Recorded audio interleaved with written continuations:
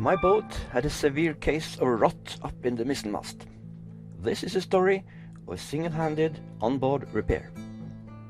A quick history.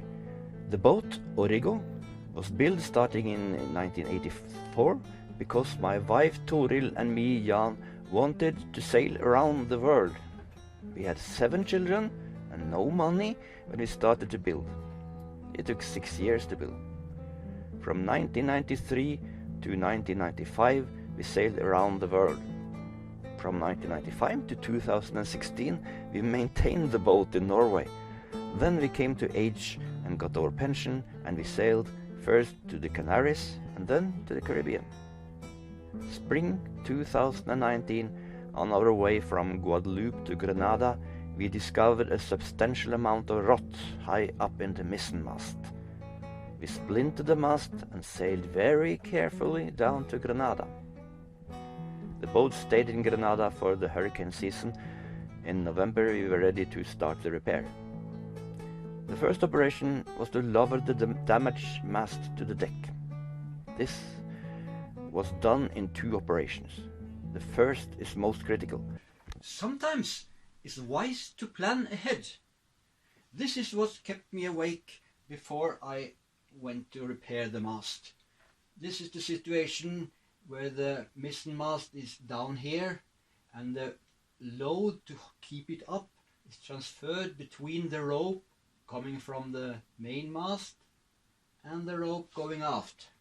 Now here is a small chain plate, and I'm not sure how strong it is, so I need to know the strength of this force here coming down the rope.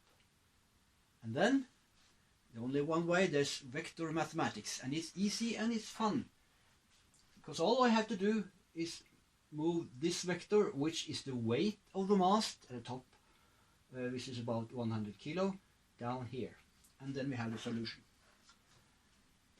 This line up here now is the vector, is the force coming up the mast, and this is the force going down the rope, and this is the gravity, 100 kilo.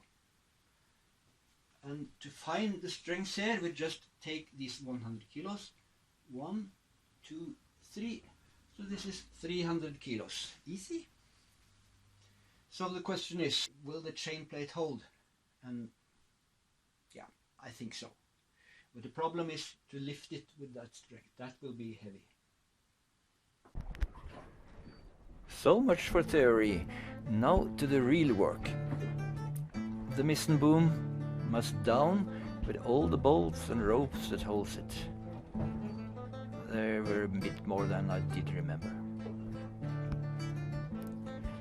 Under the bed I have blocks and a selection of buttons that can be used to make a scaffold for the mast when it is safely down. I have a lot of other things too, so it's not easy to get there. Everything must be prepared in advance.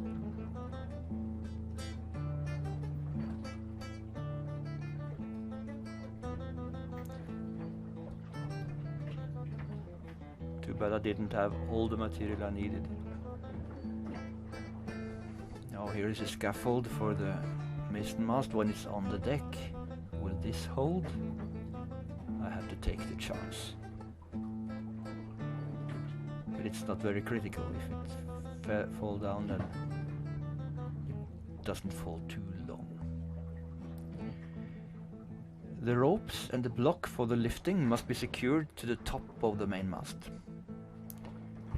Climbing here is still a bit scary, even in calm conditions as here. All the graveyards near the coast of Norway is full of people that fell down from the mast.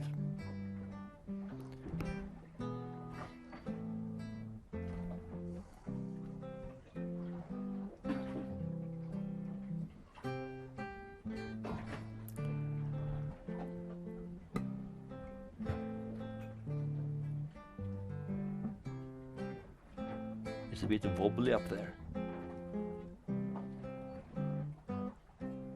Don't feel safe at all.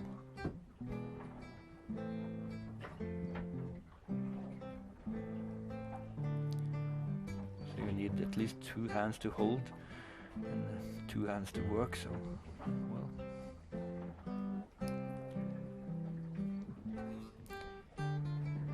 The ropes must also be secured on the mizzen. This is a bit more complicated, as I must tie so that if, for example, the top cap is lifted off, which can easily happen, nothing dramatic should happen. For security, I also have 2 ropes to lower the mast from the stern and 2 from the top of the main mast. If one break, the other shall hold. I am a bit nervous as I am climbing in a mast that is proven rotten, and I don't know the extent of the rot.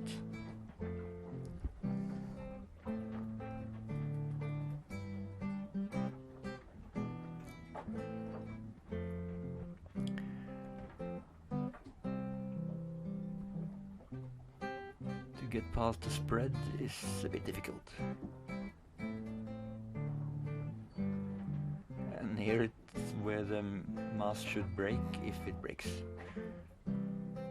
But it didn't.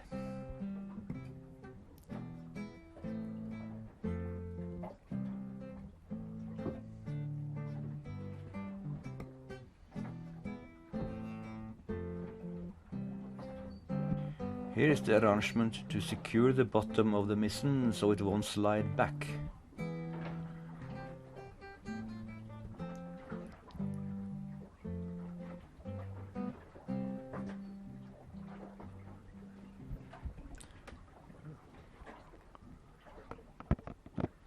It looks complicated, but it's made so that it should be easy to take off when I don't need it anymore. The ropes from the stern is all ready.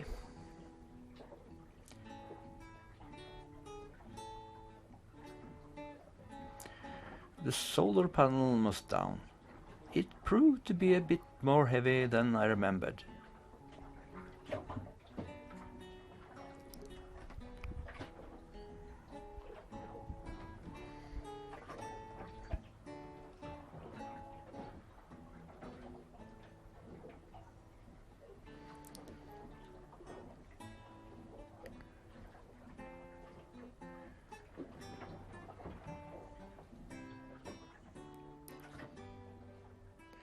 The last thing to do before the lowering of the mast can begin is now to remove the backstays. There are 4 of them. And now we are ready to start the operation.